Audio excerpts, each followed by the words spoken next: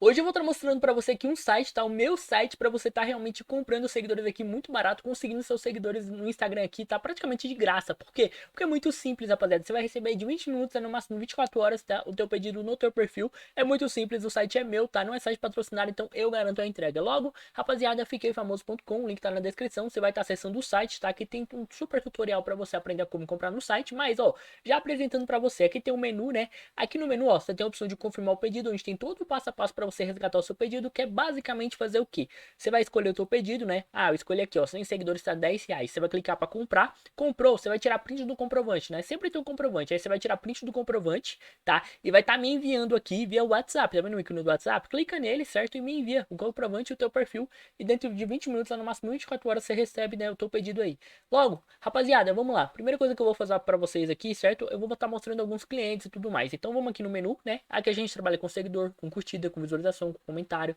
Trabalha com TikTok, com Kawaii, tá? Então é simples, ó. Basicamente escolher o teu pedido. Ah, eu quero 1.000 seguidores. Vai clicar em comprar, né? Vai tirar print e pronto. E aí o que que acontece? Vou estar mostrando para você aqui, certo? Algumas pessoas, né? Que eu já enviei. E vou estar mostrando o WhatsApp, ó. Ó, acabou de comprar, comprou várias, várias vezes comigo, ó. Ó, cliente fiel, ó. Ó, ah, rapaziada, mano. Cliente fiel, ó. Tu comprou várias e várias vezes, tudo certo. Ó, outra pessoa aqui, certo? Comprou, tudo certo. Ó, chegaram todas, obrigado, né? Não tinha chegado, por quê? Porque demora de 20 minutos a no máximo 24 horas. Às vezes o cliente não presta atenção e acaba esquecendo, mas tudo bem, ó. Vou ver aqui o que que deu. Na verdade, acabou chegando, tá? Ó, chegaram todas já, obrigado. Vou comprar mais algumas, eu, beleza, né? É, não comprou ainda. Aí tem esse outro aqui, né? Outro cliente fiel aqui. Por quê? Porque compra várias vezes, tá? Então, esse daqui eu dou até desconto, tá? Ó, vamos ver aqui, ó. Ó, um comprovante. Dois comprovantes. Vamos ver. Tem mais. Sempre tem mais. Deixa eu ver aqui se eu acho. Três comprovantes.